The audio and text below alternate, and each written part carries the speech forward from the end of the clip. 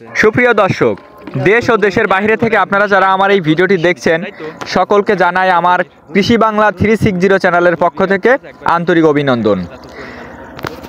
আজকের প্রতিবেদনের মূল বিষয় হলো পেঁয়াজের আগামরা রোদ এবং এই 30 থেকে 40 দিনের পেঁয়াজকে আরও সুস্থ সবল এবং রোগমুক্ত রাখতে, প্লাস পেঁয়াজ গাছকে মোটা তাজা এবং দ্রুত বৃদ্ধি করতে এবং 20 থেকে 25 দিন এইভাবেই সুস্থ রাখতে পেঁয়াজ গাছে কোন স্প্রে কী পরিমাণে প্রয়োগ করতে হবে, এই প্রথম কোবের স্প্রেটা আমি আপনাদেরকে সুন্দরভাবে বলে দেওয়ার চেষ্টা করব।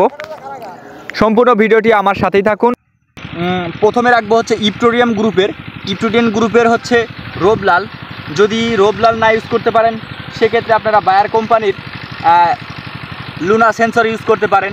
যদি সেটা না ইউজ করেন তার থেকে ভালো একটা প্রোডাক্ট আছে, সেটা হচ্ছে চায়না জেংব্যাং এগ্রিকালচার কোম্পানির বেনপোজিয়াম।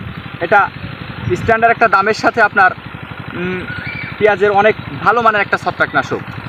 আর এই পেঁয়াজ গাছকে মোটা এবং দ্রুত বৃদ্ধি করতে এবং আরও কালো করতে এবং আগামরা রোধ করতে পেঁয়াজে ইউজ করতে হবে আপনার অ্যান্টাকলের পরিবর্তে আপনি ওরাকল ইউজ করতে পারেন, বা হচ্ছে আপনি ম্যানকোজেব ইউজ করতে পারেন। আর পোকার জন্য ইউজ করবেন হচ্ছে টিডোপ্লাসটা হচ্ছে পোকার জন্য খুব ভালো।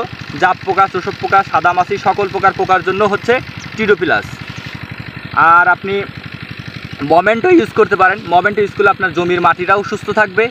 আর এটা হচ্ছে আপনার মাটির কৃমি যেগুলো আছে সেগুলোও যদি আপনার নেমাটোড থাকে পেঁয়াজে, সেক্ষেত্রে আপনার এই মোমেন্টোটা কাজ করে। বা হচ্ছে আপনার টেমপেস্ট ইউজ করতে পারেন। টেমপেস্ট ইউজ করলে আপনার পেঁয়াজের রাগবি বিষের পরিবর্তে রাগবি বিষ যেখানে ইউজ করা যায় না সেখানে আপনি মোমেন্টো বা হচ্ছে আপনার টেমপেস্টটা ইউজ করতে পারেন।